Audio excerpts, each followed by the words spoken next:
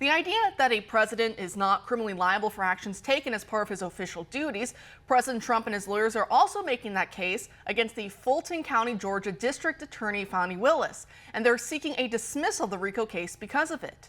Now, in a crazy plot twist that's almost as crazy as those tunnels found in New York, a former Trump campaign official caught up in the RICO case, a man named Michael Roman, just filed a motion accusing Willis of being improperly involved with one of the top prosecutors she put on the case.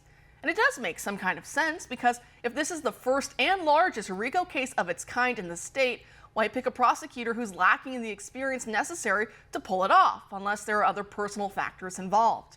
The court filing accuses Willis of paying Special Prosecutor Nathan Wade and his firm about $650,000 so far, and that he used some of that money to book tickets for the both of them to travel together on vacation on the Norwegian and the Royal Caribbean cruise lines, and that they may have even cohabitated together at some point.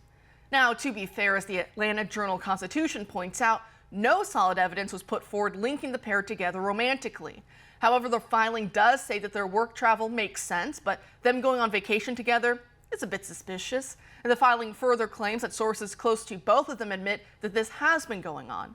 But what is worse than all these allegations is this part buried in the filing, which shows that since Wade and his firm was hired by Willis and started receiving payments from the office back in January of 2022, that he went on to have at least 2 contacts or meetings with the Biden White House in May and November of that year, leading some to wonder if there is illegal coordination between the two.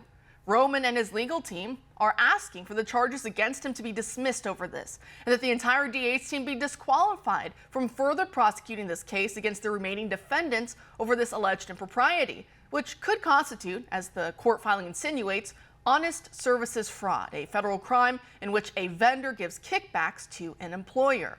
Joining us now to discuss is Bruce Lavelle, an advisor and appointee to President Donald J. Trump. Bruce, thanks for being back tonight.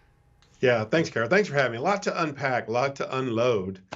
Oh, definitely. So I guess the main elephant in the room here is just, if Willis is really carrying on with a member of her team, how does that impact the case moving forward? Well, listen, it's a conflict, obviously. And, remember, previously in other news articles, as well as they call it, the talk on the streets. Listen, I'm here in Fulton County, been here since 1988. Business owner, know a lot of different players and business movers and shakers in Atlanta. And it was a strong rumored as well as validation that she was dating someone affiliated to the Young Thug situation. See, that's another story in itself. So now here we have, lo and behold, Mr. Wade, who she has been seeing. And listen, real quick to your point in your monologue, AJC to report this means they actually probably know more. So they really didn't have any choice. They had to. And that, because I've been here, I know the AJC well, I know a lot of the reporters. I've been in and out of all their reporters for years. And I actually talked to a local AJC reporter off the record. I said, I know you guys had to do this because I know you have more for them to report this. So yes, it's definitely a conflict of interest. And remember, last year, Commissioner Bob Ellis, the District 2 Fulton County Commissioner, as their board, they voted in to do funding, obviously, for jail rehabs and all these other things.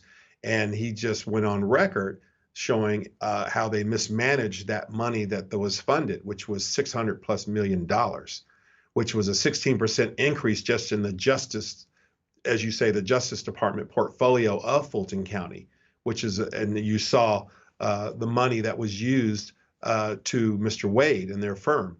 And let me say this real quick as it relates to Mr. Wade and Fani Willis. And I just released this on another network, so this is new to the OAN viewers. When the quote time log, which is the annual leave slips, the sick time leaves, the vacation time slips. Remember, Fani Willis is a government employee, a county employee. So every time she has to take leave or whatever, she has to report it, where it's sick leave, annual leave, etc. Now, the interesting thing about this, go look at the time that she has all the annual leave, sick leave, like you saw with the cruise line. Now let's pull Mr. Wade's time, and you'll see that they're 99% on the money.